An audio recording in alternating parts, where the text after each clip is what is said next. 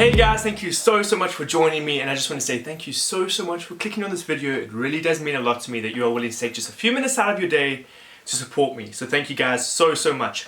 And so today we're going to be talking about a Netflix movie that was released today, In the Shadow of the Moon. So this movie follows a cop in 1988, and he's trying to solve these murders, the series of murders that seem to happen every 9 years. And honestly, I did not watch any trailers. I knew nothing about this movie going into it, and it really blew my mind. The first thing you're going to notice about the film is just its beautiful use of cinematography. I was not expecting this level of detail and elegance when it came to filming this movie. The very first scene in the movie is this beautiful tracking shot just across this office. And it just pans across and then it goes out a window, but it's in this one simple shot, it tells this really beautiful, interesting story. Everything just starts off mediocre and normal. And slowly but surely it reveals the destruction that has gone on in this world. And then it just cuts. That's it. It just introduces you to this world in devastation. But it does it in such a simple, elegant way. So I just want to say, when you watch this movie, pay careful attention to the camera angles they use, the way they play around with the focus and the different lenses and everything like that. It's just so incredibly entertaining to watch, just in regards to the camera work. There's so many times when something's in focus and this isn't, and then they swap quickly and it's like, oh whoa, I wasn't expecting that. They just play around with the focus a lot, but also just the way the camera moves. They've got so many nice, beautiful tracking shots where they just follow someone around, or when they're just revealing something new, but the camera's always moving smoothly and it's just beautiful. But like when it needs to shake, they can shake this camera and they do it well as well. In the high intense moments, you know, the camera's shaking when it needs to shake.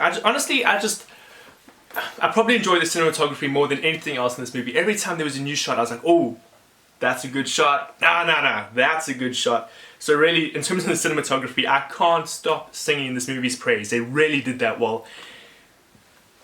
Really, when you have a film that can do something simple and really crucial to the film, when you can do that really well, like this film has done, it changes everything. So I'm busy being attacked by puppies now. So the film follows Officer Thomas Lockhart as he tries to solve this series of crimes, or these murders. And as a character, I really related to him, and I really enjoyed him. And for whatever reason, I just enjoyed his character. He's a really nice, genuine guy that really just went down on his luck and experienced these really unfortunate events.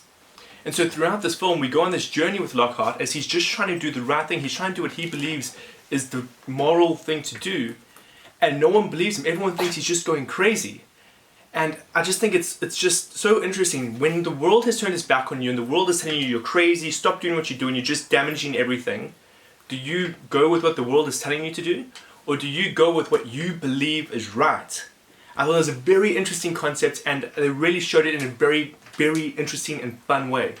But honestly, I do not want to go too much into the story. I really want you to experience that. Again, I didn't watch any trailers before I watched this, and the story blew me away. So honestly, go watch this movie. The story is just, it's beautiful. I really enjoyed it. So many plot twists I wasn't expecting, and the ending is, the ending will make you think, because there are still lots of things that I've got in my head, and it does involve stuff I will not tell you. I was going to tell you, and I've decided no, you're going to have to wait and see that yourself. The things I actually really liked the most about the film were the themes it decided to tackle. You know, the themes of morality.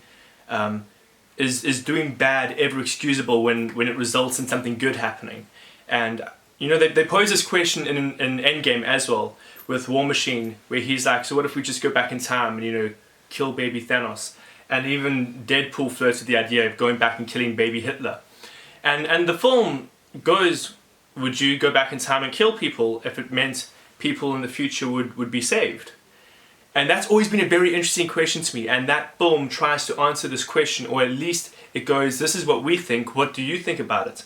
And so it's a very interesting thing to talk about, and I really can't wait for more people to watch this movie so I can have this discussion with them. Because this, of course, is something that I've always wondered about in terms of morality.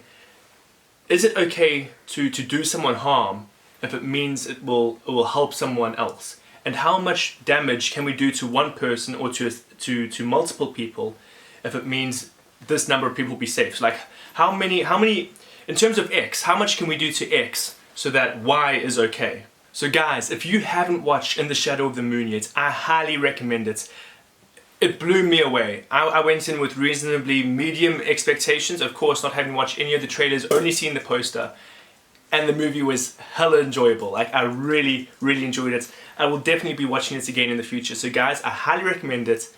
But guys, I just want to say thank you once again for watching this video. It really does mean the world to me. You're awesome, and I hope to see you in another video.